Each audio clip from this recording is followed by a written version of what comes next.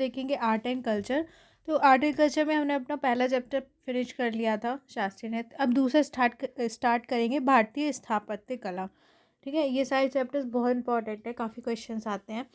तो स्टार्ट करते हैं। देखिए सबसे पहले सैंधव वास्तुकला, आप सब जानते हैं सबसे पहले क्या था, सिंधु घाटी सभ्यता आई थी। तो उस वहाँ पर कैसी वास्तुकला थी।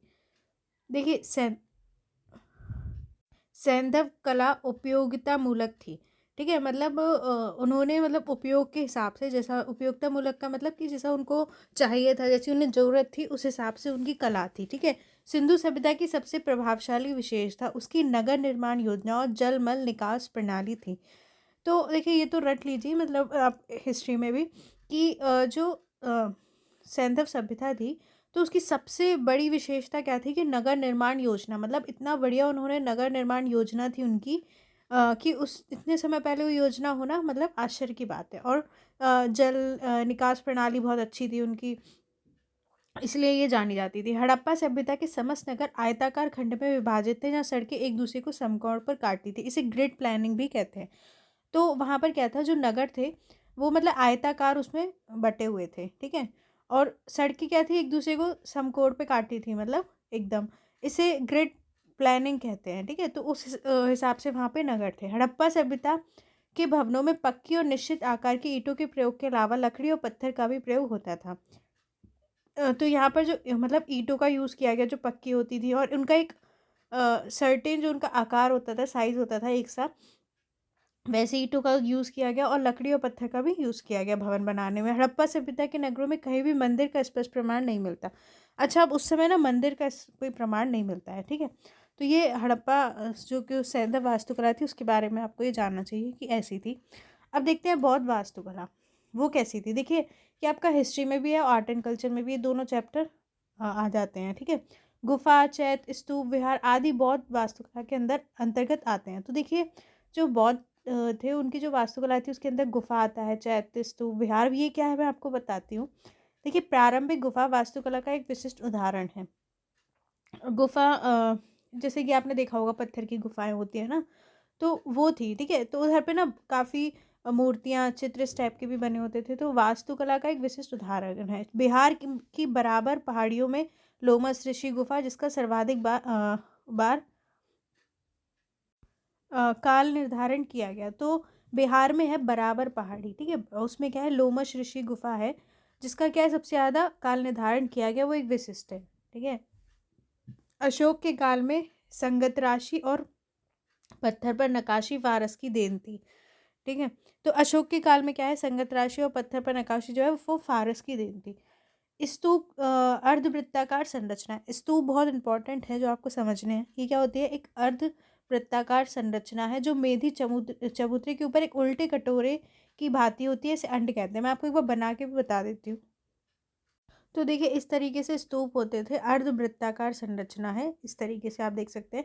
जो क्या है, ये जो चबूतरा है इस पर उल्टे कटोरे के भांति होता है, इसे अंड कहते हैं। ठीक है, इसे देखिए अंडे जैसा लग रहा है। इसके शीर्ष पर हर्मिका नामक, यहाँ पर शीर्ष पर एक हर्मिका नामक संरचना होती है, जहाँ पे क्या होता है, बुद्ध और उनके किसी शिष्य के अवशेष रखे जाते हैं यहाँ पर।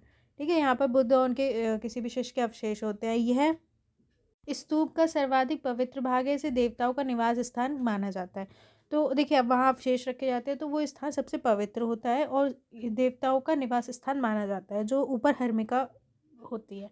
इस हर्मिका के मध्य में एक दंड लगा होता है, जिसपे शीर्ष पर 3 छत्र लगे होते हैं, जो सम्मान, श्रद्धा और उदारता का प्रतीक है। ऐसे भी क्वेश्चन पूछ सकते हैं कि वो जो छत्र है वो किसका प्रतीक है।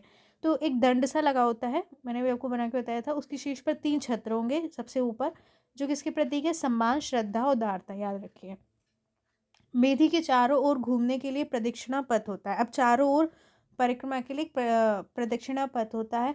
यह पूरी संरचना एक वेदी से घिरी होती है, जहाँ तोरण द्वार होता है। तो चारों तरफ क्या होता है, एक वेदी होती है जहाँ क्या है, तोरण द्वार बने होते हैं। आप देखिए नेट पे निकाल के फोटोज देख सकते हैं कैसे होते हैं स्तूप।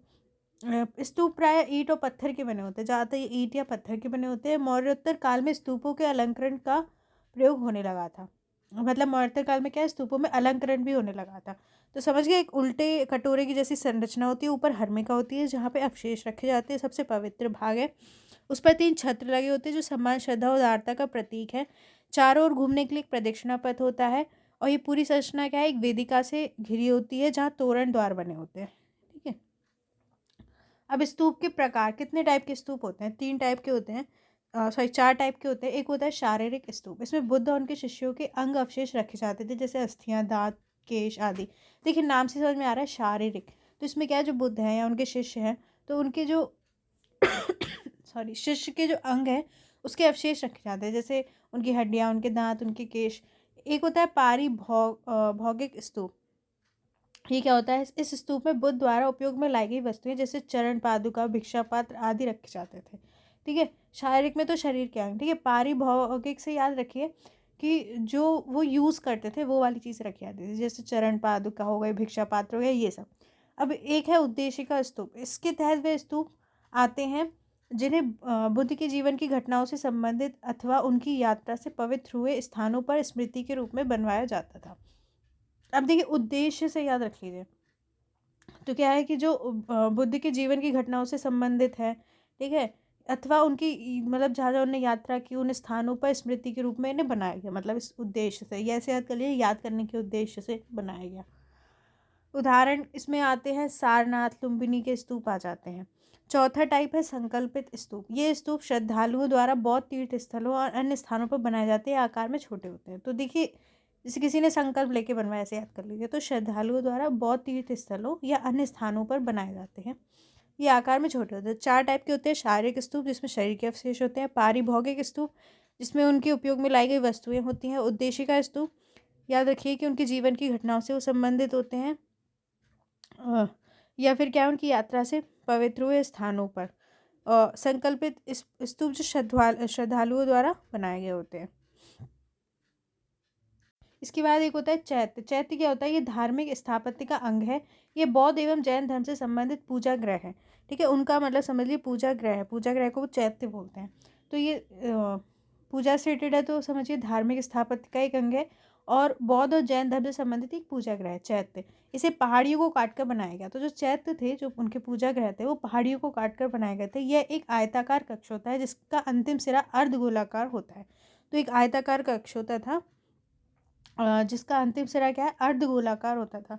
महाराष्ट्र में बना कार्ले का चैत्य सबसे बड़ा है। यहाँ के स्तंभ अत्यंत आकर्षक है। तो आएगी कार्ले का चैत्य कहाँ है, तो महाराष्ट्र में है। इसके बाद विहार क्या होता है, ठीक है, विहार रहने के लिए होते थे उनके। भिक्षुओं के निवास के लिए पहाड़ियों को काटकर बनाई गई संरचना को विहार कहा जाता था। तो उनके रहने के लिए जो भिक्षु होते थे, पहाड़ियों को काटकर, पहले देखिए ज़्यादातर पहाड़ियों को काटकर बनाया गया, ये याद रखिए बौद्ध उनके समय पे।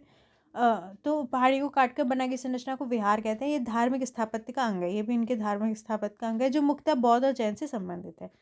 अब एग्जाम्पल में कलिंग के शासक खारवेल के द्वारा उदयगिरी पहाड़ी पर 2 मंजिली गुफा इसका प्रमुख उदाहरण है। आरंभिक विहार लकड़ी के थे, बाद में ईंटों का प्रयोग शुरू हुआ। अब आता है मंदिर स्थापत्य कला। तो हमने 2 देखा, सैंधव वास्तुकला, बौद्ध वास्तुकला, हमने इंपॉर्टेंट चीज़ें देखी। अब देखते हैं मंदिर स्थापत्य कला।